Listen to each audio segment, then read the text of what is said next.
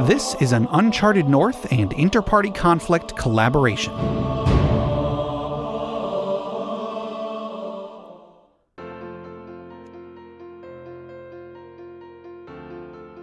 So yeah, we're playing a one-shot, which means that it's going to be relatively short. Our goals are kind of just going to be to introduce characters, introduce the setting, introduce relationships, ask each other questions, make aggressively strong choices, because, we've only got a couple hours to play, and put ourselves in bad situations. That's what the game says to do in the one shot. So I guess what we're going to do is we'll start off in a scene. I'm going to go ahead and pick one of the one-shot scene prompts from that section of the book. Yeah. I'm going to pick a meal at which the magic is felt. How does it make its presence known? So I guess I'll start us off. It's evening. It's dinner time. Everybody's in the mess hall. You've got the camp administrator is just kind of making some announcements for the end of the day. And then everybody's going around and getting their food, going to their table. What's on the menu tonight? Is it Craftins and Weens? Sure. Heck yeah. Oh, yum. So yeah. Totally love so Craftins and Weens. If I may. Yeah. This is normally Sloppy Joe night, and normally the Sloppy Joes are too bland, and almost nobody likes them. But tonight, they are perfect to everyone, and they just hit the spot. Even though Sloppy Joes are measurably awful, like for tonight, for some reason, it's just fire. So I don't get my Craftins and Weens. That's what you're saying. Craft beans and weens, I'm with it too. I'm with it too. We can work these together, Freeman. You don't have to just immediately shut things down. No, okay? no, I'm joking. I'm actually super into that. I love the Sloppy Joes are like everyone groans at Sloppy Joe night, but tonight there's something about them. Because we're supposed to be going strange. Because Craft and Weens is that always hits the spot. There's nothing weird yeah, there. It's true. But we gotta create some magic to the food. Yeah. And everyone's kind of discussing what did the cook put in this time? Oh, is that a bit of cayenne? Is that a bit of cayenne in That's there? a little bit of. What is? Is that smoked paprika? No, I think it's nutmeg. It's got to be nutmeg. I'm getting hints of cumin. I swear to God, this motherfucker put in star anise. So do we just start this? Hey, watch your language. Watch your language over there. You can. So if you want to use one of your moves to just kind of get the ball rolling, you can. If you have any of the setting elements, you can use those too. I'm actually going to use a move from the campers. I'm going to create a camper character. And this camper character, I'm going to choose two genders because that's what the thing says for him. His gender is masculine and dragon. And his name is Jaws. Because he's always the one that just eats and eats and eats. And because it's Sloppy Joe night and the Sloppy Joes are fire, he has started, people have started cheering him on, and he is trying to eat more Sloppy Joes than anyone at the camp has ever eaten in one dinner. Do you want to roll on the Sparks table for a little extra oomph on that character? Little juice. little extra juice. Hopefully it's not something like, hate Sloppy Joes. That would be great, actually. I want to use a token to perform a feat of mythical physical ability and out-eat this camper. And I just sit down and we lock eyes, and Jaws is like, I got you, motherfucker. And I shake my head no, stoically, and just shove an entire Sloppy Joe into my mouth, chew once and swallow, and just say, your move. All right. Gabe, I'm sending you a random card from a different deck. Tell me I'll what use it that is. to see how Jaws reacts. Yeah. Okay, the 3 of spades, so... 3 of spades. That is cursed. Oh my goodness. Be followed by Cursed, bad luck. followed by bad luck. All right. Jaws tries his hardest. He grabs another Sloppy Joe and shoves it in his mouth. and just immediately vomits all over everyone. Oh no! It's Stand By Me! No! And I'll throw my hands up in victory before like, oh, holy shit, he just projectile vomited, and just look over at him and just, like, what are you doing? You stood no chance here. You stepped to me. I think Jaws gets up to go run away and cry and slips in his vomit and falls on the floor. Oh no! Because he's got bad luck, and now everybody's laughing at him. Tobin gets up. It quickly runs over to like make sure the kid's okay, and like just if any first aid needs to happen, like checks out. And why are you giving up? He mutters under his breath, "It's just like this wouldn't have happened on Crafton's and Ween's find." Oh fuck! Oh. Cedar, who has just kind of been like munching away behind everyone, saw the vomit go down, started giggling a little bit, and then he walks up to Cotton and just says, "That was like really fucking cool, man. I can't believe you ate so many of those. They're pretty delicious, right?" Oh no! And that's a regular move to give a friend an honest compliment.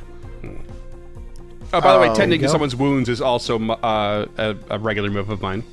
Okay. Dan grabs the mop bucket because, he figures it's probably his job as the new guy to go and start cleaning it up, and just makes the mess. He just starts spreading the vomit everywhere. And that is a weak move to bungle something you are confident you could handle. No. So now everybody's laughing at him in addition to laughing at Jaws, who has gotten up and fled the scene. Tobin's like, you need sawdust. Sawdust first. Dang it, sawdust. Cotton has this moment of almost remorse at like humiliating this kid because, he's graduated high school and this is probably like a 13-year-old kid, and he just like walked up and dunked on him. And because feelings can't be shown right now, when Cedar walks up, I'm just gonna look at him and be like, just fuck off, all right? Like, the kid lost. You don't need to rub it in his face by praising me. Damn. And I think Cedar is like taken aback, but only slightly, and just kind of composes himself. And he just looks at him and goes, "That's just like your opinion, man." And then we'll walk away. Now, that was a weak move for me. I'd like to use the magic because I have the card right now and I'm supposed to get rid of it as soon as possible. Okay. And there's magic over this food right now. Now, I want to ask the magic for help because I feel like the mood in this cafeteria is getting pretty rough. Everyone's kind of at each other. This kid's throwing up and crying. And I think that Cedar is going to use the magic in a way that just allows Tobin to clean. Tobin said you were going to clean, right? Oh, wait, sorry. Dan or Tobin clean? Dan's cleaning. My apologies. Trying to clean. Dan. Tobin said to use sawdust first to clean up the... Okay. Instead of... Yeah. Okay, sorry. So Cedar is going to use the magic to make Dan clean very well and very efficiently. Oh. And just kind of remedy the situation all at one time. It's going to make him look good in front of everyone. It's going to make the kid feel better because it's all clean. And it just... Dan doesn't even know what's happening, but instead of just like it's smearing around, all of a sudden, the pieces all just start to collect properly the way that he wanted to happen, and he's cleaning efficiently, and Cedar just kind of smiles. Okay. Yeah, and that's when Tobin looks at Cotton and is like, hey, come on, man. We need to make sure he's okay. This is a safe space. You know that. To be fair, I did make sure that he was okay first. But you're over there giving Dan shit about fucking mopping, so I don't want to hear it from you. As the lake bubbles up within me, it's a move for the lake, push people apart through coincidence or geography. Right? Am I doing that correctly or no? No, you're good. Okay. I was also leaning into the Sloppy Joe eating contest just because it's supposed to be hungry. And so I was trying to that. Okay, It's yeah. a hungry lake. I may have been too literal, but that's what I was going for. Yeah. That's all good. Well, like you said way earlier, like it's, the lake is quite metaphorical and literal. Yeah. Mm-hmm. And so, like, yeah, Cotton's just looking at you like, that's a lot of shit coming from you. Look, I wasn't trying to give him shit.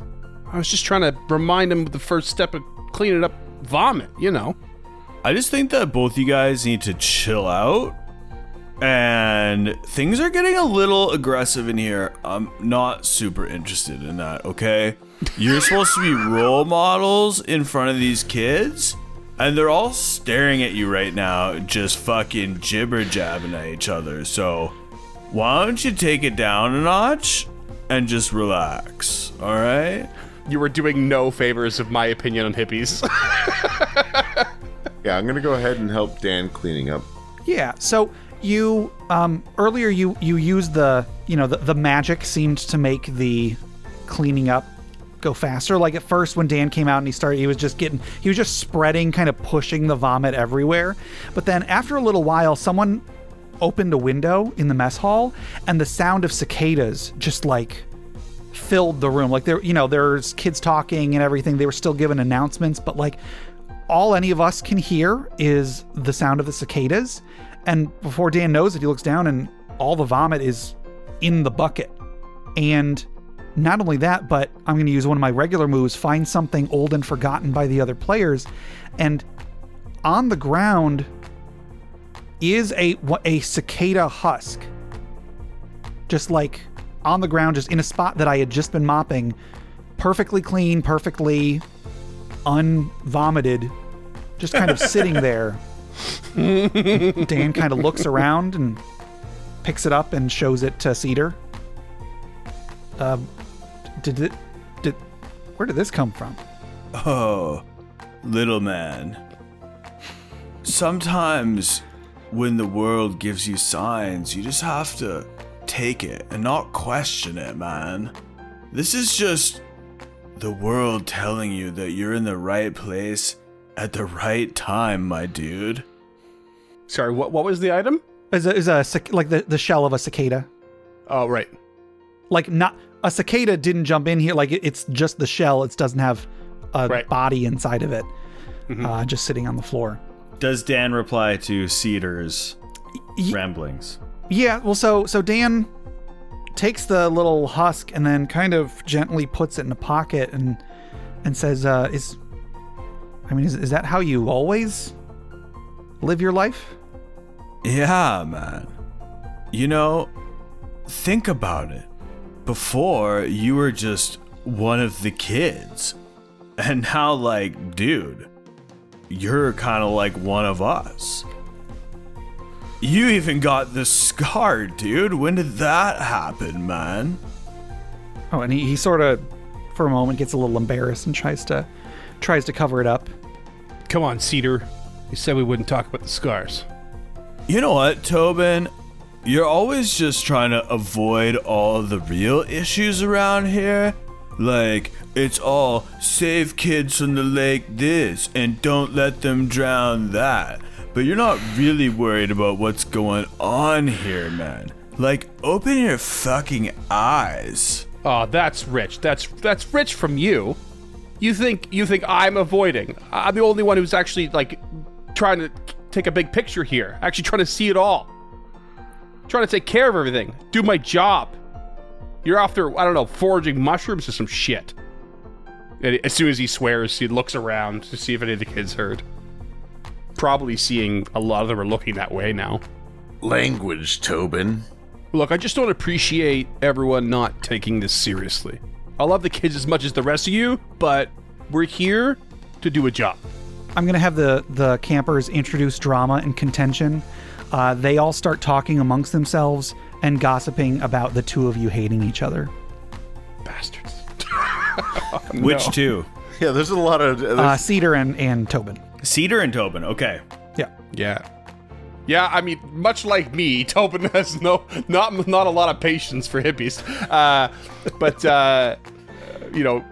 never stopped him from saving your butt when you encountered whatever that was in the woods. But just as like, yeah, a little bit of short fuse with you sometimes. Whatever, man. You know what? You could just learn a lot from Dan, okay? He's young, he's sharp, he's just coming in here. Look how well he cleaned up all that fucking puke, man.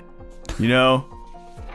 Just, you think that you're so high and mighty, just, you should be humbled and look at our little buddy Dan, okay? I think you did acknowledge something that someone could learn from me, so you get a token. Yeah, that's right. And a few minutes ago, I questioned your worldview, so I think I get a token as well. Yes, I meant to acknowledge that. I figured you were doing that. Tom was just like, you know what? Like, yeah, he did a good job, but I also helped him with it. I'm not going to learn to mop up from Dan. Like, what are you talking about? Like, this is ridiculous. This is ridiculous, Cedar. Like, you just need to butt out. And I'm actually going to do a weak move. And I'm losing my temper, possibly ruining a friendship over it. For some reason, this has just sparked something in me. And I'm not having it. Not having being called out like that. I can't do what I can do, what I feel like I do best. You always talk so much from your ivory tower overlooking the fucking lake. Please, for the love of God, just give everyone a moment to breathe for once, lifeguard. What the hell just happened here? You came Someone in. threw up and fell over, and now you're all jumping down my throat because I wanted to help. No, you didn't want to help at all. You just watch as Cotton just shoves every bit of anger back down. You're right. We're supposed to be a team. We're supposed to be in this together. We're the counselors. They're the kids. We're supposed to take care of them. Look, I'm totally avoiding Cedar. Cotton, I know you and we have a different approach with the kids. You do yours, I'll do mine. I appreciate you could do what I can't. There is a team balance here. You're right. So you keep on doing your part. I'll do mine. It works together. Okay, it does, but my point is that Cedar and Dan are both also helping. And Tobin, you've seen me at some of my worst. And you don't attack me, so I'm curious why you're attacking the rest of our team. Perhaps definitely confused as to why anyone thinks he's treated Jaws wrong. No, I'm not talking about Jaws. Okay. Yeah, I mean, but that's the vibe that he's getting. Yeah, is that he's being blamed for treating Jaws and Cedar badly. So he's confused about Jaws. Dan is who I'm talking about, but yes. Dan. Oh, sorry. That's also confused about that. Then, genuinely, because just gave him a quick advice. That's all that Tobin feels. Doesn't feel like he treated him poorly at all. But I think that we're lumping in the fact that he, by gameplay, failed at doing something, and then I don't know. You hopped in on it. Yeah. No. So Yeah. No. I hopped in. I was like, oh, you sawdust first. And no. So I'm misinterpreting someone's actions as an insult, which is part of. No, I get it. I get you're doing that. I totally get. This game is so cool. I totally get you're doing that, and so. But yeah, you've said it, and so Tobin's confused. He doesn't understand that you've misinterpreted it, so he's not interpreting it very well either. But he does feel a bit guilty about how sharp he was with Cedar. But he doesn't say anything. I'm going to do a strong move, actually, and I'm going to. Okay. This is one of the ones where it's a question, so it's not necessarily meant to be in character, but I guess it could be in character if we think it would be a good idea. I'm going to ask, what can my character do that will help? I'm going to try try to figure out something to help you. And a little thing for the listeners, for my physical representation of my tokens, I have a bunch of little tiny packets of Pop Rocks that were just in my desk. And I might never do this again, but I'm going to attempt to put them in my mouth and then have them in my mouth for for however long. These moments. Yes. So I think that Dan could help, being the peacemaker that has been perceived as a victim by at least two of the people here, by going, it's not that big a deal type of situation. Like, he was trying to help, the mess got cleaned up, we should go check on Jaws. I think that would be how Dan could help, if we're supposed to answer this out of character. So I hear some Dan, Pop Rocks popping. Yes. So Dan kind of like nudges. I'm gonna say he nudges Cedar with his. Actually, no, because it wasn't Cedar. It was Cotton and Tobin. He's gonna sort of hold up the mop between Tobin and Cotton, and say, guys, it's really not a big deal. I'm gonna go see how Jaws is doing. I think he ran off.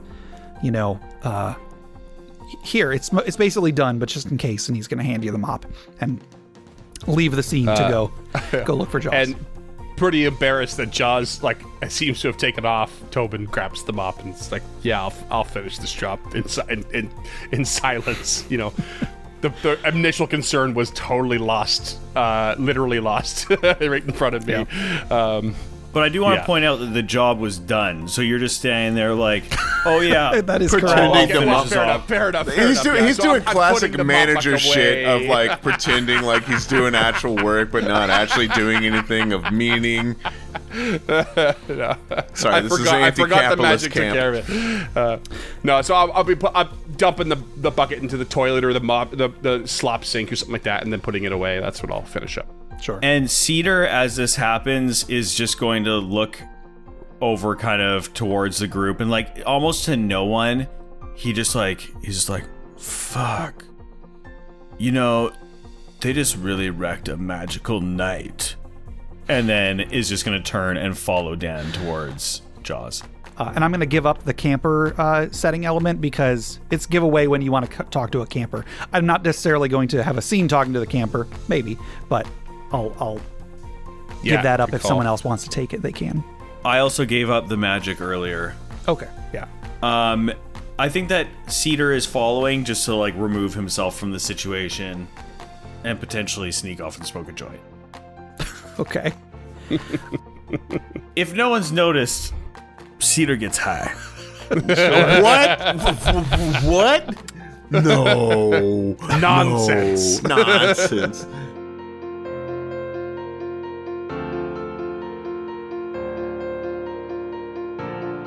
Then tell you what, let's say that scene's, let's move on to another scene. I'm going to pick up the woods.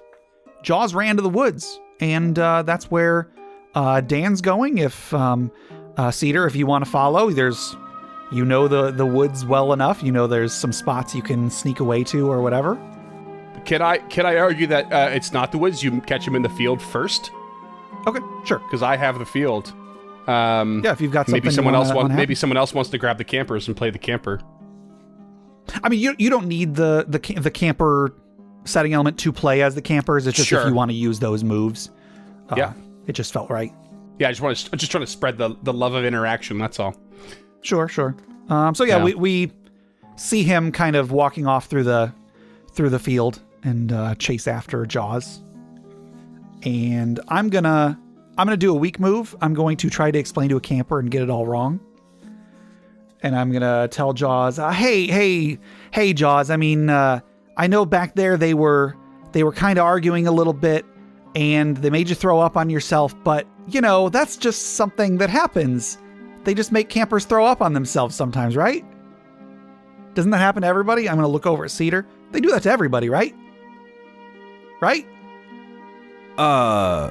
Yeah, so I think Jaws, what he's trying to say is that, when you find yourself in a situation like that, where maybe there's some peer pressure involved, you can just if you find a rock down by the lake that's super smooth and you totally jive with it and just have it in your pocket, bro, and then you just maybe give it a little rub-a-dub-dub, it will give you some good luck, and maybe you'd make it through the situation without throwing up on yourself. And that's just a regular move. He is teaching someone a small charm for good luck. Okay. Real quick, Gabe, are we supposed to announce when we use weak moves or no? I mean, you can, as long as you're keeping track of whether you have tokens I am or keeping. not. Can we collect more than one token? Is also my Oh second yeah, you question. can have as many tokens as I think you can stockpile. as you get. So, if I may, I feel like we just learned a lesson on how we should announce them because of the little confusion where you had to explain I'm misinterpreting. Like I'm assuming that's a weak move. It would have been nice. It would have been nice to know in advance. I think we should. I think that's a kind of a cool thing about the thing is I'm going to use a regular move or a weak move, just to let the other people know that you're using a mechanical thing and that's why you've made the character decision. I think that's a really neat part of this process. So I think we should do it for regular, strong, and weak all the time. There is a neatness to it, but there's also an immersion breaking for it. Yeah, I get it. Yeah, I get that. Yeah. I'm not sure if this is going to stay in or not, but like for me, like us just keeping track of our moves, because then it prevents the metagaming, because like if your character is just being rude to you, but you're like, oh, it's a weak move, they're just trying to like help, the game along. Like I think that can kind of take away from it as opposed to just, why the fuck was Cotton an asshole? You also felt the need to explain yourself after the fact, which was also kind of breaking, Yeah, no, for sure. I feel like we're not going to avoid it, the breaking part in a way, maybe. I know what you're saying, though. No, I know, but like I'm at 3 tokens right now. 3 tokens? Okay. Goddamn. Yeah, I'm at 2. I got 1. It can be easy to accrue a lot of tokens, but, Yeah. just how it is, I guess. I've got 1 as well.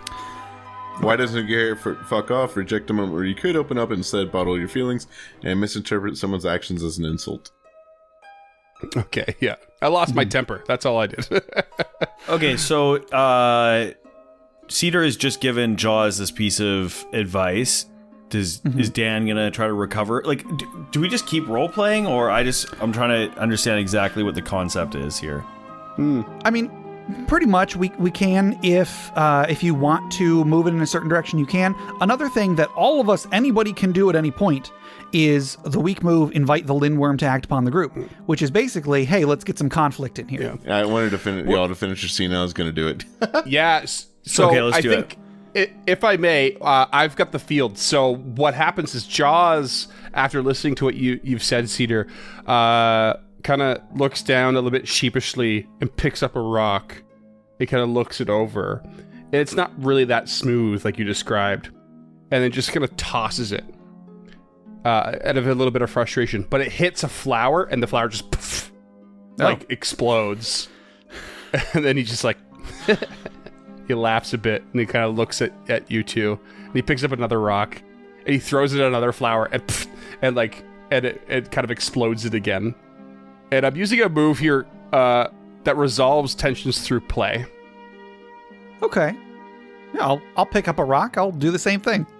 Oh. That's not nearly as heinous as you were making it feel. No. Not at all. This child's out here destroying nature. Fun game. I lit the tree on fire for a bonding moment.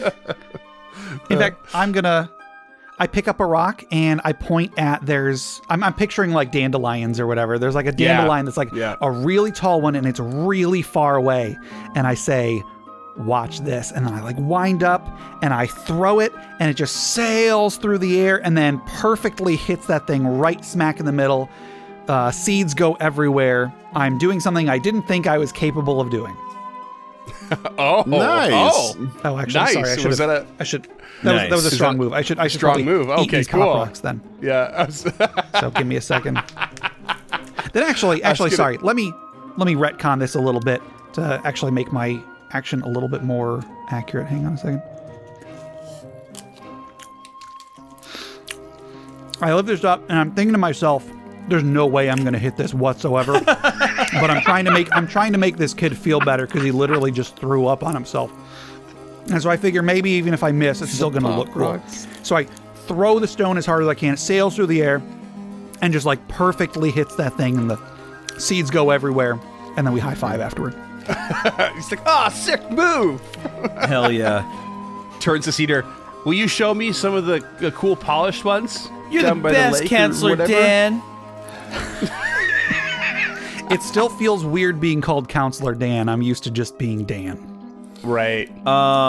So Cedar, just like as you guys are doing this, just kind of like bends over and picks up one of the dandelions or daisies or whatever that hasn't been hit yet, and just kind of like cups it in two hands and looks at it. He's just like, "Don't worry, little buddy. At least you'll make it okay out of this genocide."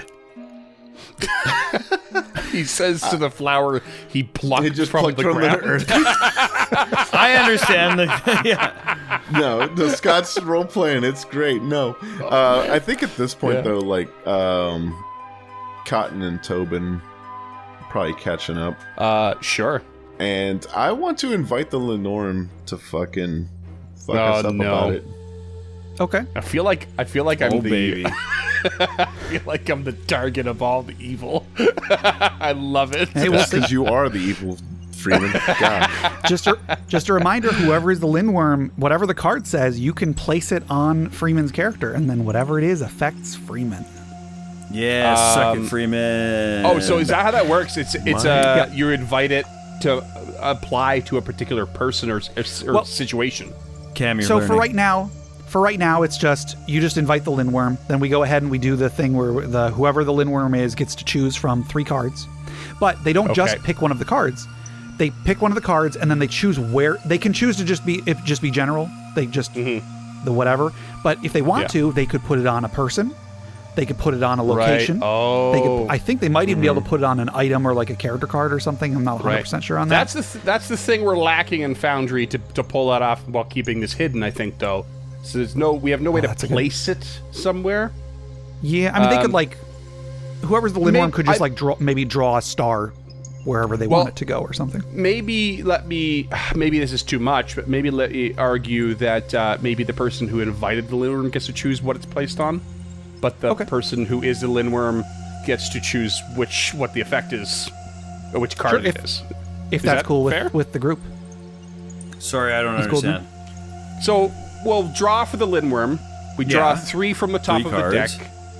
Whoever the Lindworm is chooses which card and that effect is going to be, but whoever invited it, in this case Cam, gets to choose how it's applied. Got it. It's kind of breaking the rules, but it's the best we got, I think. If we were playing in person, the person that was playing that was representing the Lindworm would just put it in front of the player that they want to apply it to. We'd all have our can't do eyes that closed easily. and like This humming is a and good making noise. medium, I feel like. Yeah, Sure. So this is maybe the best middle ground I can think of. Yeah, sounds good. Okay, so cool with that, should we all Cam? close our eyes while the Lindworm does the thing? It's not entirely necessary, but if you would like, Well, I don't want to see your mousy hands. Okay, I'm closing my eyes now. Yeah, my eyes are also closed. Well, for now, I'm going to deal 3 cards to the Lindworm pile, face down. The first of these cards is the 10 of Hearts. The 10 of Hearts is found family, caring, and connection. Hold tight to what you care about. The next card is the Queen of Diamonds, which is fog, obscuring, people missing within the heavy mists. Okay. The next one is the Jack of Clubs. The Jack of Clubs says, a camper was found dead, mouth stuffed full of wooden sticks, and eyes gouged out. Remove a camper character from the corkboard and replace it with this card. Draw the camper. Jesus Christ, that escalated quickly. Now, here's what happens: is whoever the Lindworm is. So, you guys need to open your eyes. You literally need to open your eyes for this.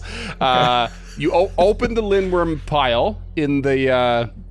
Doesn't that just mean that you're not the in Lindworm? Foundry? There are 3 cards: 10 of Hearts, Queen of Diamonds, and Jack of Clubs. Okay. Oh. We don't know who the Lindworm is. Whoever the Lindworm is has to turn over the ones they don't want to use, and we go with the one that's left over. Okay. I'm putting my hand on my mouse just so that nobody knows whether I am the Lindworm or if someone else is the Lindworm. I'm pretending to move my mouse. My arm is visible in the shot. So. And don't look at the screen too much because you can see people's mouses moving. That's a good point. I will look at something else. I'm closing my eyes. Fuck you guys. Screen. No, that works. Well, now we know you're not the Lindworm.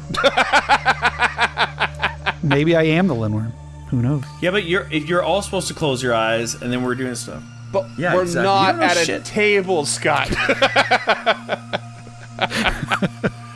Oh my god, you don't get this. You know what? I thought that closing the eyes was one of the most fun parts of the game, and I'm very sad that you don't want to play along. That says a lot about our role-playing so far. Here's what you can do. You can close your eyes, but like squint so that it looks like your eyes are closed. I also close my eyes. Okay, I can still see, and I feel more in touch with my character now. You get a real quick nap. Did the Lindworm play a card? It appears as so, yes. Okay. Which card was it? It is the Queen of Diamonds. Is it the fog? Which one was that? That is the Obscuring Mist in the Fog, yeah. Oh, I was gonna absolutely lean in on the fucking Jaws has Sloppy Joe stuffed in his mouth and dies. I mean, yes. I think what the one shot did say it leans towards diamond cards though and avoids hearts, so that must be the choice at hand here. Yeah. All right, Lindworm. Okay, so I'm sorry. What was the was the effect that was chosen? More confirmation you're not because you don't remember how it all went down. Great work, Scott.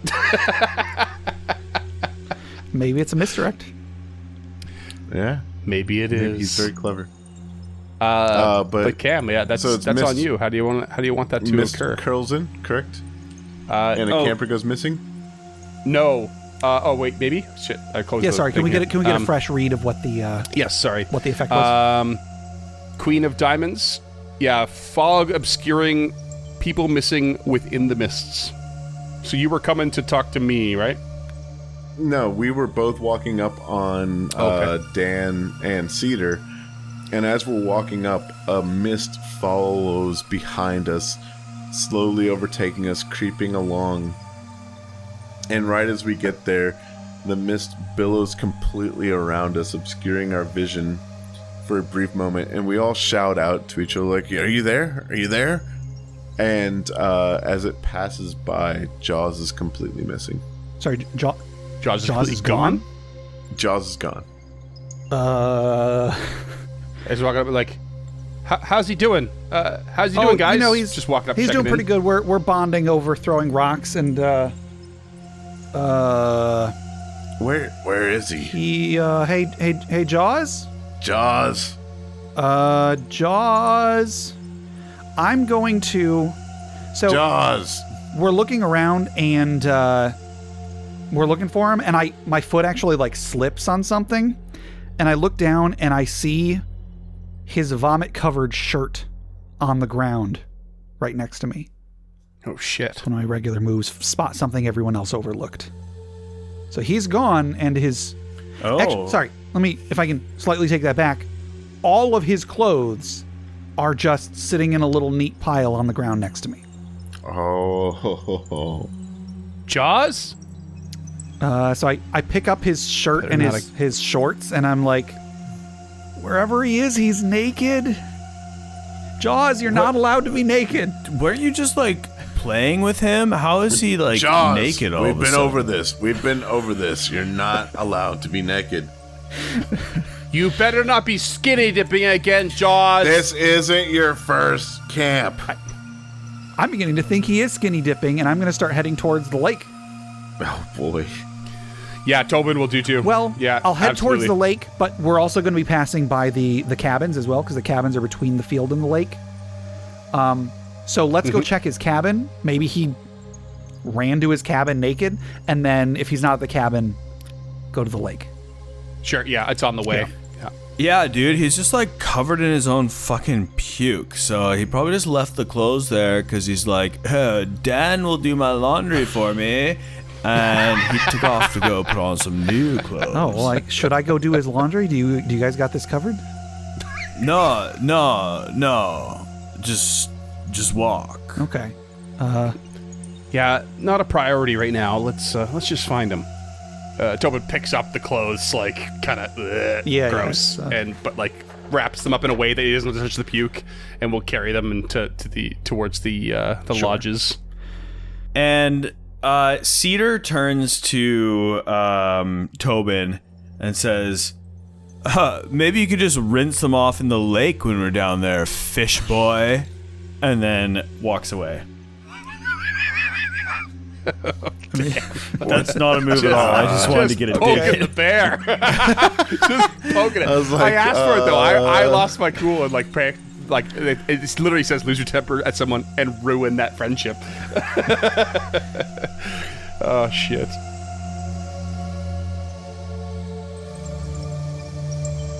Cedar, is there a reason you're so upset?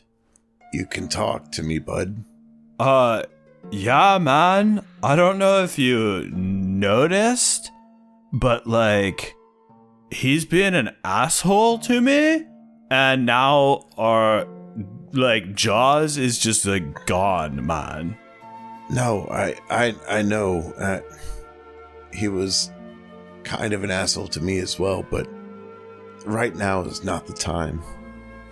Right now is not the time. Like, we need to go find Jaws, and we need to secure the camp and make sure that everyone else is okay. All right, like we can talk about this tonight in the counselor's cabin and make sure that we're all good. Okay. And Cedar looks up at Cotton, who's kind of like much bigger than him, and he's just like, yeah, you know what, Cotton, you're fucking right, man. And you just like, sometimes I just like really wish I could like keep my head about me like you do, and like you just like got your shit together, bro. So I just like appreciate it, man. Let's go find fucking Jaws, cause that kid's pretty chill and I don't want anything bad to happen to him. And I'll take a token for that, baby. I appreciate it, Cedar. Token for what? What did you do? You respected my autonomy. He respected my autonomy. I was trying to do that way earlier too, when I was like, "You do you, man," but nobody caught it.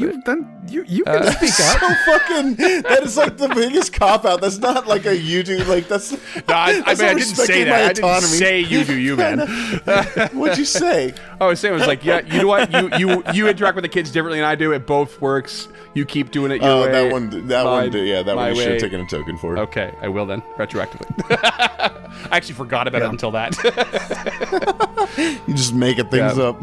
On the way over to the bunks, Tobin's like kind of a bit frustrated and trying to hold on to this bundle of clothes. Says to Dan, he's like, Dan, it's not easy.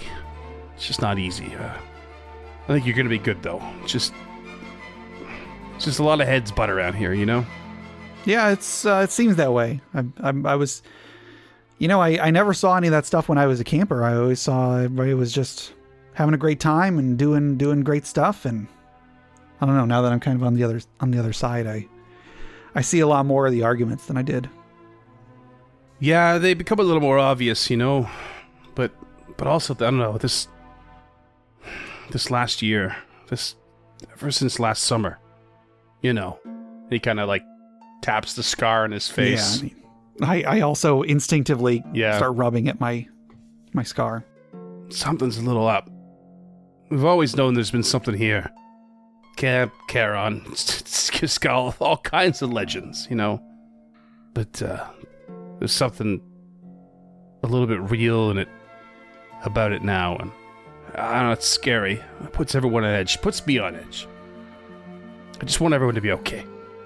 I have an idea. I'm gonna say that we get to the cabins, and like I'm not Jaws' counselor, but I know which cabin he's in. I go in and I just go to check if he's there, and I notice something. I notice that laying on, let's say like he's been wearing like a headband lately or something like that. He has like a, I don't know, Jaws? Jaws is, yeah. He's got like an 80s like, not leg warmer, whatever, like 80s headband, whatever. Yeah. And I see the headband is laying on his bed, and there's there's a photo, I guess Polaroids were still around in the 2000s. I guess this is weird. He's got a photo. For sure. Got a photo of himself. They made a photo comeback. of all of his bunk. All the campers in his bunk is up on the wall, and I look at it, and I see that in the photo he's not wearing the headband, and he's also got a moon scar on his forehead. And so I spot something everyone else overlooked. He's got some sort of a scar like we do. Oh. Weird.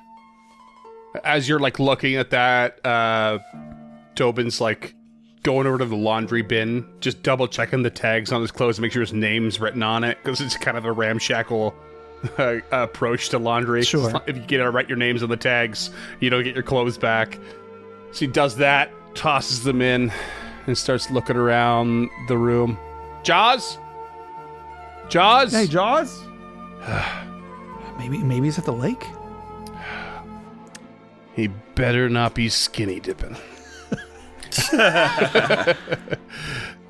I'm going to invite the Lindworm to act upon the group again. Oh, See if we can get I was thinking about it, but it didn't feel right for me. It didn't feel right for me at the time.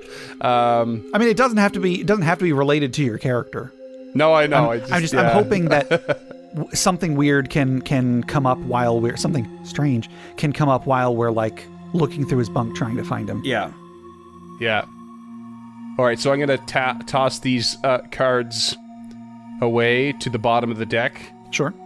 and I am going to shuffle 3 more to the Lindworm. The first is the 3 of diamonds, biting at skin, anxiety, long scrape marks on a tree. The 7 of clubs, secrets, old objects emerging from the undergrowth. Campers saw the Lindworm and won't talk about it. Who? And finally, 2 of diamonds, approaching danger, small things in pain, the flayed corpse of a squirrel. Whoever the Lindworm is, flip those cards. As this is happening, Cedar's just walking in and he's just like speaking with Cotton. He's like, so like, do you have like an Xbox these days, or is your dad just like super not into that? And then they walk in. No, my dad is, I don't know. He drinks a lot, and when he's sober, he's the cool dad. When he's drunk, he's the take all your shit out of your room until all you have left is a mattress. And that was a strong move, and I lose a token. Cam, why you gotta make this sad? We've already got kids disappearing after they vomit on themselves, but you gotta make it sad. And then with that heavy note, as they walk in, what do we see from the Lindworm? It is the 7 of clubs, secrets, old objects emerging from the undergrowth. Campers saw the Lindworm and won't talk about it. Who? Oh, so when we get to the cabins, like, all of the kids are dead quiet. Like, normally they're fucking talking amongst themselves. They're, like, chit-chatting. Like, they're, like, just, you know, a buzz of energy. Everyone's, like, telling, like, their stories and stuff. But when we get into the cabin, everyone is dead I love that, quiet. like, me and Tobin and Dan were there already, like, looking around, but it wasn't until the other 2 arrived that we realized all the kids are silent. Oh, we didn't. How about we didn't even know they were in their bunks? Maybe. There you go. I'm like coming in, I'm like looking through Jaws' stuff, looking on his wall, and then I turn around and they're just there. They should still be back eating in the barracks or whatever. Yeah. That's where we last left them. Did they pass us over? Hey, kids, so we were just coming to take some of Jaws' things to burn them because he threw up, and that's bad. You should never throw up on your things, and we gotta burn it. We have to take all the stuff and we gotta burn it. That's just how it goes. Sorry, kids. Right? Tobin raises an eyebrow because he's already thrown it in the laundry bin, knowing Dan has to clean it. He's just Wait, like, right. I feel like I just learned something from you. That doesn't make any sense. Was that a regular move? Or I was trying to that? explain to a camper and get it all wrong. More bad advice? Yeah. Okay. Yeah, it's bad Yeah. advice, yeah. Cedar just like looks at the kids who are just like, they're under their sheets, you know, like right up to their neck, just like white knuckling their... Do you have sleeping bags or sheets at these camps?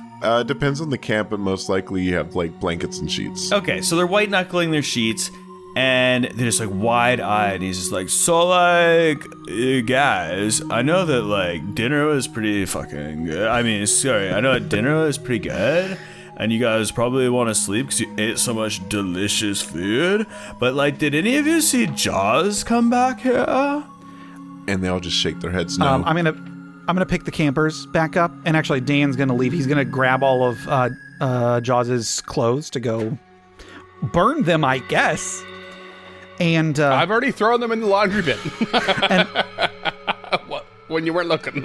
one of the kids sort of like peeks out and doesn't really speak, but does the finger across the neck motion with a terrified look on their face. I'm going to spend a token here and walk up to the kid and be like, why did you do that? What are you holding back? You can tell me.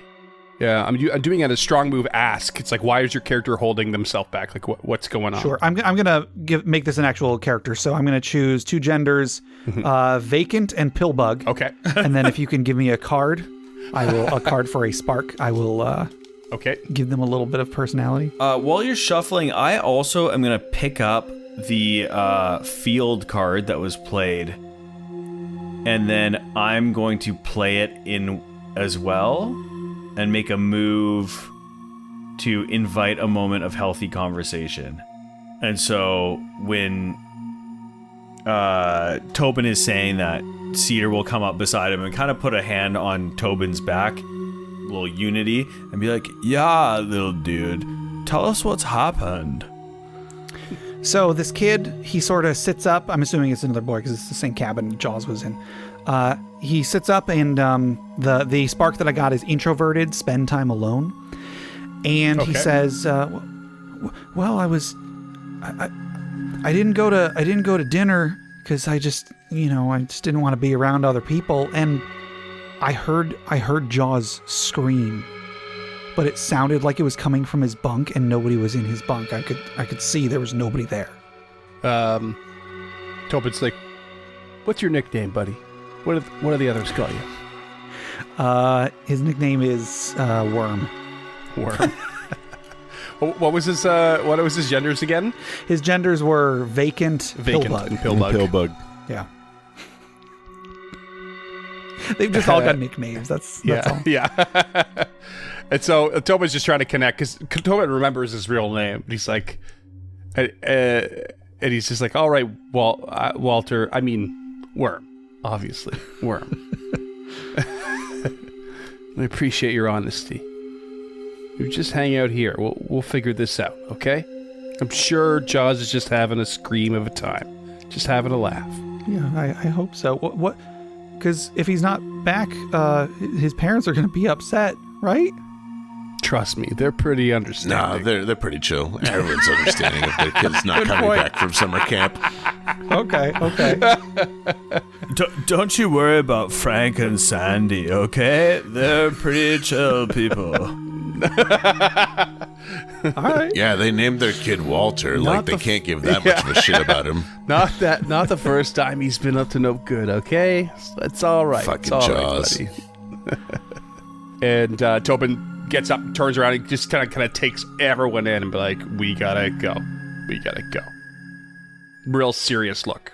And around this time, the rest of the campers that were at dinner, actually, they're showing up now. The reason that this kid was here while everybody else was at dinner is he just didn't go to dinner today. But now everybody's showing up. So now everybody's maybe going to notice that Jaws is missing. So as Cedar hears this, he kind of goes out to what I assume would be the front porch of this bunkhouse, and he's just kind of looking out into the night, and I want to call upon the Lindworm. So All right. many lindworms. I love it. All right, passing these cards to the bottom of the deck. On one hand, I think it's a good move that the one shot doesn't use the spades cards, because the spades cards are nasty. Brutal, aren't they? Yeah. But at the same time, I feel like if the game's only going to last one session anyway, shouldn't you bring in the really brutal cards? Yeah, maybe. Yeah. I mean, some of the diamonds are pretty brutal Give too. us blood. Or some of the That's clubs. true. Some of the clubs are pretty brutal. Clubs, yeah. We've read one so far. Yeah. One of the spades is like, none of you are going to survive. How do you cope with the inevitability of death? Oh no, that's crazy.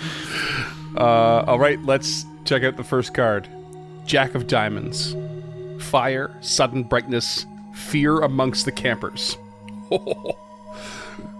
Next one, Six of Diamonds. The uncanny, alien sensations. Floating bones. Eight of Hearts. Sudden excitement, blinding light, an enormous sound. All right, the Lindworm has to choose its option. I've got similar ideas for each of those. Choose Lindworm. Choose Lindworm. We know for sure it's not Scott. Just saying. If it was me, the first one would have been the dead kid with the sticks in the mouth immediately. Yeah, good point. Literally, as the cards are being flipped, his hands are up and his eyes are closed. We have the Six of Diamonds. The uncanny, alien sensations, floating bones.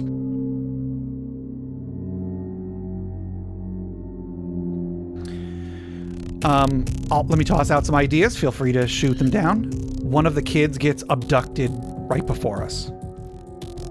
Gets like taken to the lake for the floating bones.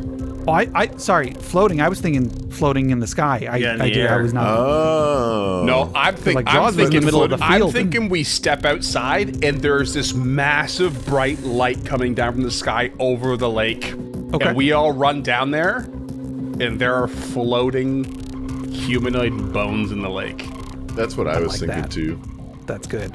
I think above the lake, though. Can I just toss that out there? In the air is so much You want creepier. them floating above the lake? Yeah? Okay. Yeah, dude. Bones don't float though, so even if they're floating in the fucking lake, it's not still good enough. Terrifying. It's not good enough. Higher. It needs to be higher. Well, everybody sees it a little bit differently. Some of the campers Yeah. swear they were floating above the lake. Yeah. Some were floating on the surface. Some were on a piece of driftwood. Okay, so like, But they were all floating. we all float down here. But as we get to the lake, you see an air bubble and break the water surface as the bones float up out of it into the sky. And you see another bubble like start to break the surface before it like settles back down. Like there's more down there. Tobin Like there's more starts. There's more bones below the water. Or there's something floating down there. You don't know. Tobin starts to Sorry, I'm walk. playing the lake, and it says great good reasons for someone to either literally or metaphorically enter the lake. Perfect, because Tobin starts like not even running, just marching towards the lake and just like right into the shallows towards what's happening. Mother of like God, man, what is that? I'm gonna spend a token to perform a feat of mythical physical ability to outperform you at swimming. Oh! Them is fighting Okay. words. And so, like, you just watch as Cotton just takes off at a dead sprint as the bubble starts to, like, crest and then goes back down. There's a kid in there. And he will run down the pier. Like, you see splinters coming out from underneath his shoes as he just takes off down there, leaving fucking Tobin in the dust as he dives in under the murky depths to get to the bottom of it to try to find where this air bubble is coming from. Man, I have one really cool strong move, but I don't know if I can quite interpret it to like match this or counter it. But it's keep pushing forward even as everything tries to stop you. Not really trying to stop Can me. I offer a suggestion? Yeah. you start swimming out there and you feel things underwater grabbing you, trying to pull you down, but you keep going. Yeah, and I just keep pushing through. And to me, in my mind, it feels like hands. It feels like skeletal hands, or the hands of just like the dead or something, just trying to grab my ankles and drag me down and stop me from trying to get wherever this is, wherever Cotton has got to before me. And even after, I mean, does anyone have any ideas here? What happens, Cotton, when you get in there? Well, I think you guys are like swimming towards the air bubbles, and then you both go under the water, and then we pull another fucking lindworm. Yeah, to be honest, I do think that is the move here. Yeah, go for I it. still have 2 tokens, so if anybody else wants to pull it... I'll pull a lindworm. Okay. I'm due. Yeah, and it's your ass on the line. Okay, I have drawn the cards for the lindworm. Okay. The 6 of clubs. Confusion. Mists pushing people against each other. One camper lashes out against another. Who? Why? 5 of clubs. Ghost stories. Memories of past trauma. An extra camper who shouldn't be here. Who? King of clubs. A camper was found dead. Skin peeled off. Unrecognizable. I mean, all of those are... Oh, boy. I have things for all of them. Yeah. The king of clubs have been chosen. Which one was that?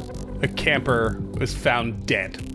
So I'm thinking that when you guys get to the bottom, It's already bones. you know, you're swimming into the darkness. Yeah. And as you're swimming down that bright light, you're pushing bones out of the way that are floating up, and then you just grab on to a wrist. You just see in the very murky bottom the wrist, and you pull it up, and Jaws. But we don't know it's Jaws. It's unrecognizable. Unidentifiable. Yeah. Skin peeled Sure, off. like on the meta unrecognizable. level, it's Jaws, but like Yeah. like we get to the air bubble as it's like cresting. Like we're swimming. I would suggest that we're swimming across the surface to get to the air bubble as it's like cresting. It's doing like a weird pulsing thing, like almost like a pus-filled blister of just like of the water pressure, and like the surface tension is there. And as we get to it, like that's when I know. I'm sorry, it's horror, and we're supposed to do body horror I'm and stuff. I'm making faces this whole time. I'm sorry. I was fine with the I dead love it. child, I but love when it. you said blister, I can excuse racism, but abusive animals. Yep. Yeah, so like as we're swimming, like we feel like the lake trying to drag us under. There's these skeletal and limp and pallid hands trying to drag us to the bottom, but we're pushing on, and the light above us is pulsing in almost a flashing strobe effect as like we reach the crest, like to the point of the blister.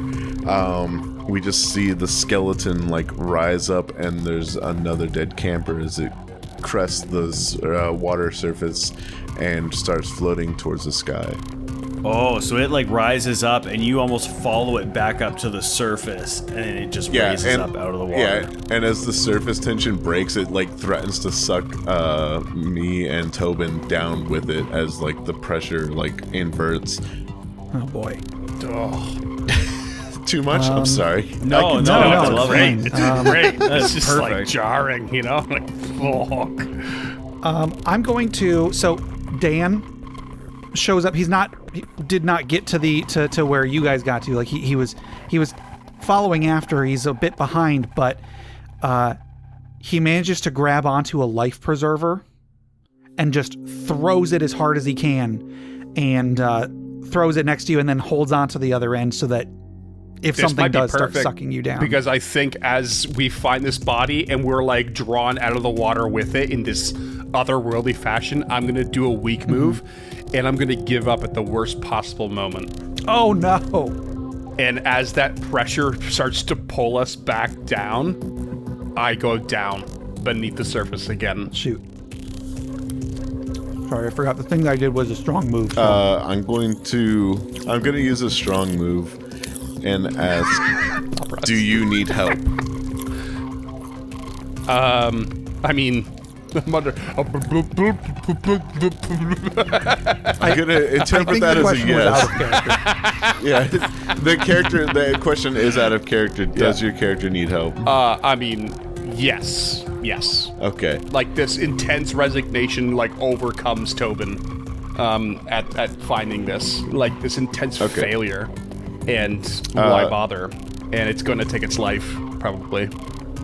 Yeah, okay. So as a regular move, I'm going to exert myself past my limit even further and try to drag Tobin back to shore with me. But I'm also going to invite the Lindworm to act upon us as I do it. Oh, no.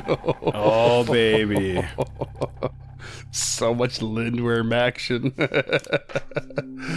Can't tell if we're doing it too much or not, but it feels really good, so I'm just going to keep doing it. It just keeps compounding. It's great. I would say the only downside is just it takes a little while to actually get it set up and do, but no, go for it.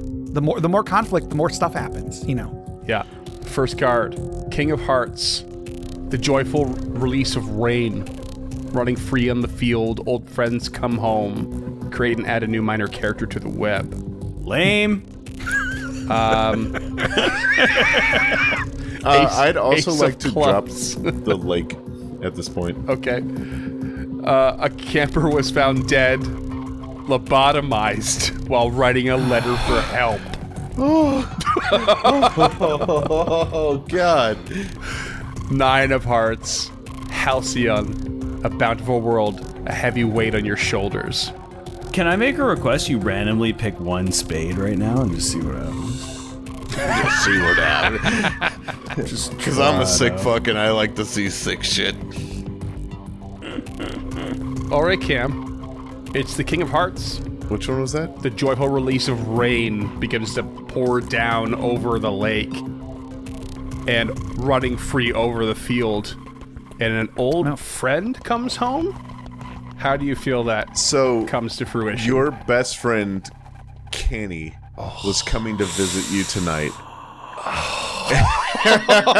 And he dives in to help me as the rain pours down and thunder cracks over the lake as a flash of lightning illuminates the entire thing. We see Kenny diving in, and he comes and helps me drag you back ashore. Kenny taught me to be a lifeguard. Was that good? I don't know.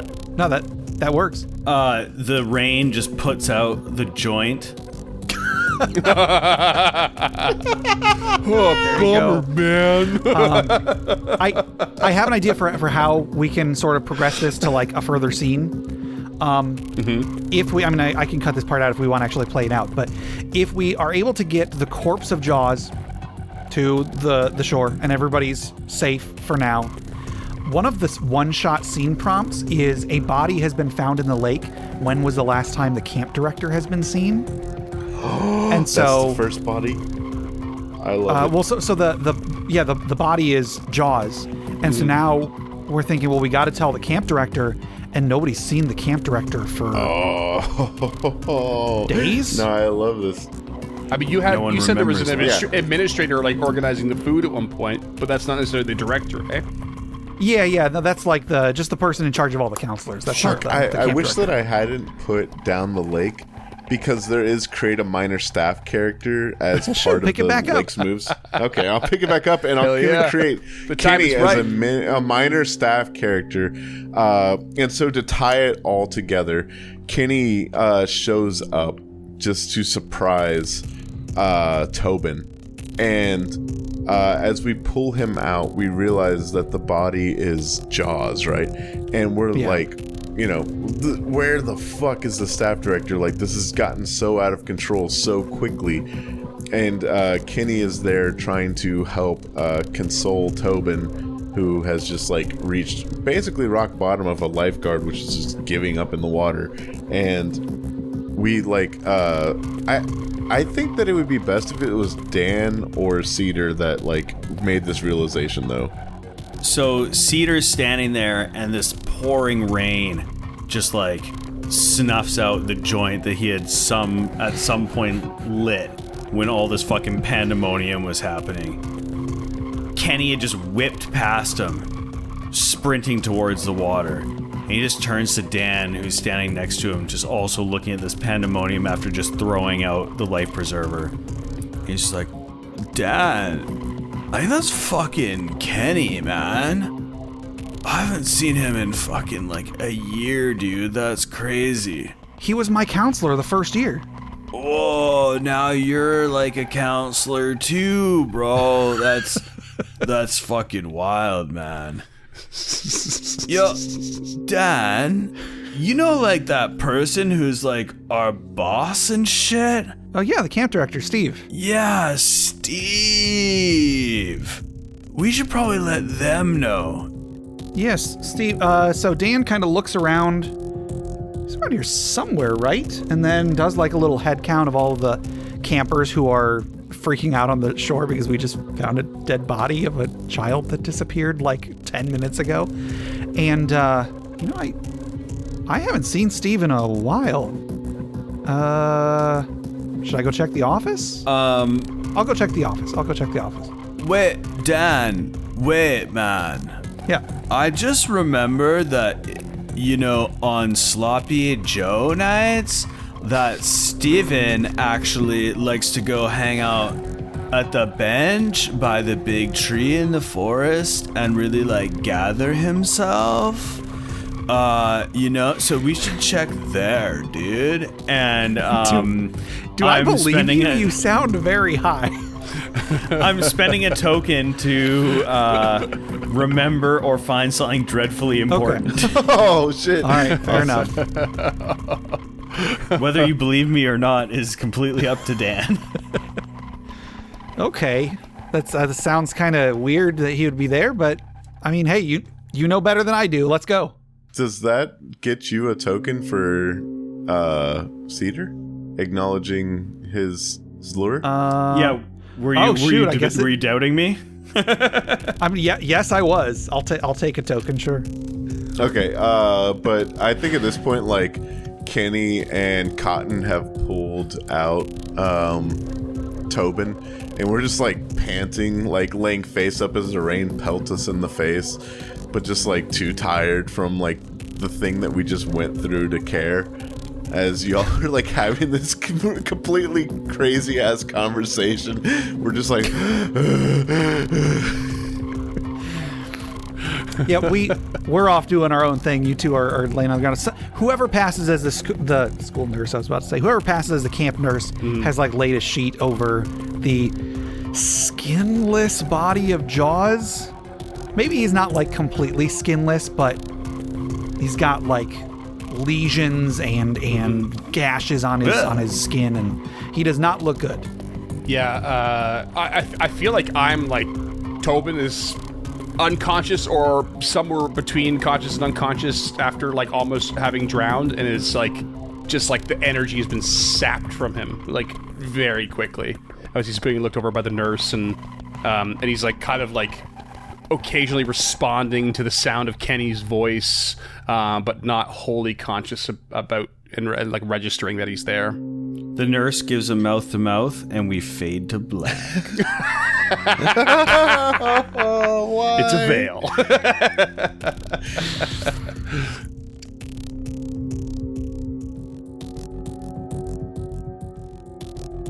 Do you actually want to end the scene such there? an awkward silence. You guys, please don't cut that. all glitched. Hey, You guys all it's glitched. canon. We fade to black as the nurse makes out with him. It's all been a ploy. Kenny looks up and gives Cotton a wink like, this was funny back in the 90s. Not problematic at all. Not at all. Our plan went off without a hitch. They believed the fight and everything. Oh. Moving along.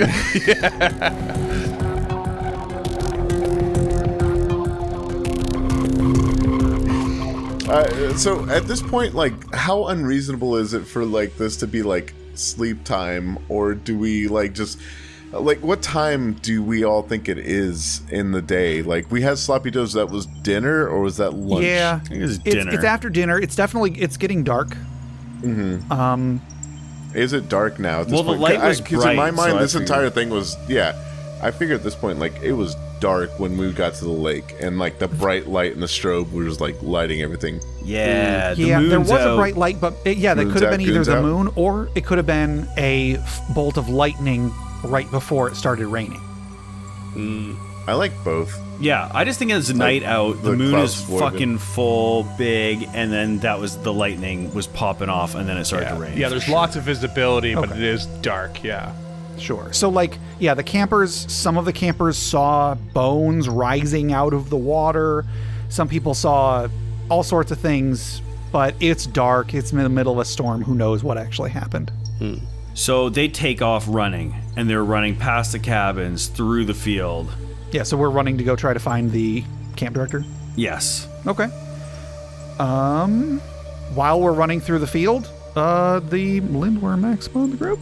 Ew! Here we go again. Here she Mix in a goes. spade. Mix in a spade. Lindworm. There she goes again. All right, I've got the cards for the Lindworm. 7 of diamonds. Becoming lost. Desperate cravings. Mysterious patterns locking together. 4 of diamonds. Uncertainty. A dark cloud overhead. A scar that you don't know where it came from. 10 of clubs. Sudden attack. Destruction of safety. 1 camper's bed was destroyed by sharp claws. Who? Okay. I mean, there's one of those that seems very appropriate. Yup. I mean, they're all good. All of them could work really well. But Yeah, like, we all get full moon scars now. Right? oh shoot. No, I'm not trying to leave the norm. I'm just saying. Sure enough. 4 of diamonds. Dark cloud overhead. A scar you don't know where it came from. Tobin bursts awake at some point, and just like, and just takes in his surroundings in a panic. And the nurse rushes over, but Kenny is there. He's just like, it's okay. And Tobin just like bewildered and cannot believe Kenny is here and has never expected him in a million years. Even if he was expecting him, but like something in his brain, had a big dream or that was quick and long and confusing as he was passed out. And he just like raises a hand up to grab Kenny by the back of the neck. And as he does, he brushes the hair aside, and Kenny has a moon scar on the side of his head. Oh. And he's like, when did you get that?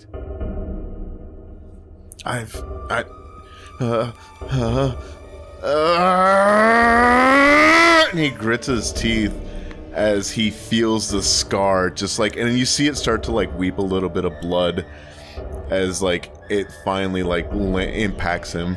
And Tobin puts his hand up to his own face, and there's blood smearing down the side. And he just looks at his hand, shaking.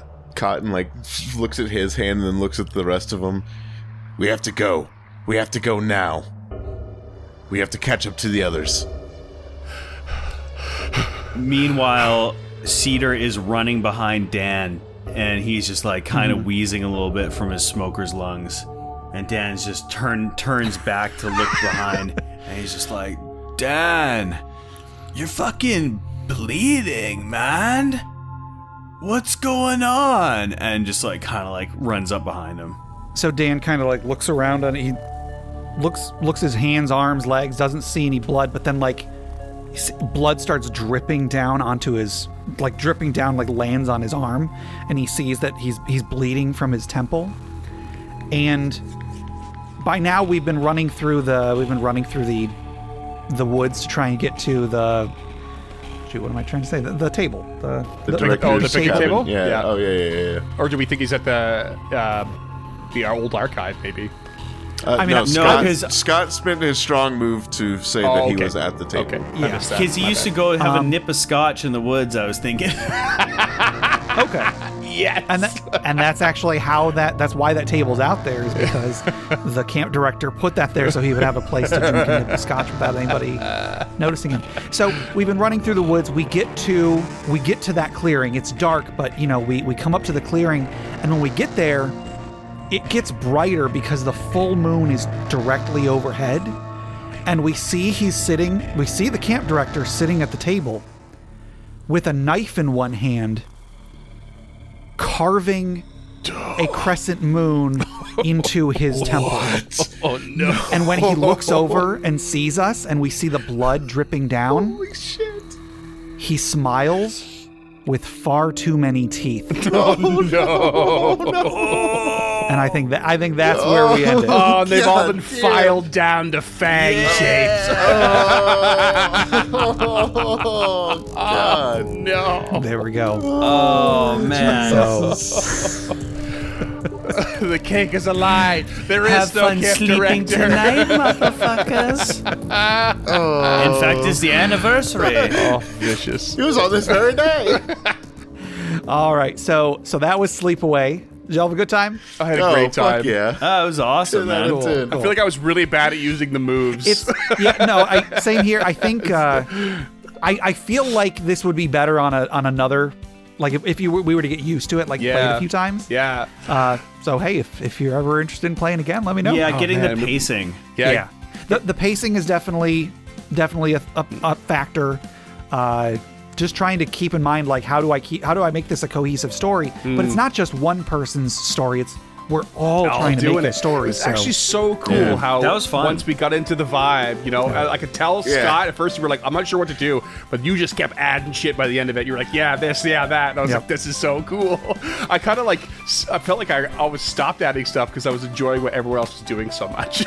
Sure. Hey, just riding the vibe is completely valid. Yeah, that was great. Yep. That was super fun. Yeah, maybe we should look at doing a little mini series of this and doing a little more than a one shot. That'd be so fun. Yeah, maybe. There are rules about playing more than one session, so we can see about trying that in the future. Super Hell fun. yeah. Well, let's go around the table and have everybody just once again say who you are, plug some stuff, say where people can find you, and go from there. Let's go Freedom, Scott, Cam, and then I'll finish us out. Freedom. Freedom. Freedom. Did I say freedom? You did, but it's fine. Sorry. And I'm proud to be an American, or at least I know I'm free. I'm sorry, I'll stop. Oh, well, thank you again, Gabe. My name's Freeman. I'm one of the founders at Uncharted North. You can check out our stuff at unchartednorth.ca, where we have our Abomination Vaults podcast, Stemming the Tide, and our monster discussion podcast, Encounter This. And we are working on a few other shows slowly but surely, and as much as we can, eking in these little collabs with Gabe and whoever else we can. Thank you for introducing this game to us, Gabe. This is super cool. No problem. Glad you enjoyed it. I'm Scott. Check me out on the Uncharted North Network, bro. And don't forget to check out our socials at Uncharted No. Goodbye, man. Yeah, Scott takes care of us. There you go. And I'm Cam. You can find me more often on Uncharted North once Freedom quits fearing my power. But actually, I am going to probably be running like a mini series, a mini campaign, so to speak, coming in the next year.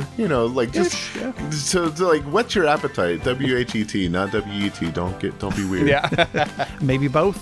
Cam is very much a part of some of the inner workings of new shows and content at Uncharted North. Cannot wait for more. And I have been Gabe. I was the host of Interparty Conflict, tabletop gaming advice podcast. I'm currently working on an actual play podcast that is very slow coming, but hopefully it'll be a lot of fun when it eventually does come out. And I've done some other collabs with Uncharted North, and I hope to do many in the future. Amazing. So, Go check out thank you all Elemental for Piece. listening. Yes, you have been Gabe, and I hope you continue to be Gabe. I do too. I would. That'd be disappointing if I had to be somebody else. Roll for the Lindworm. Roll for the Lindworm. The Lindworm is acting upon the group. I'm putting the spades back in the deck.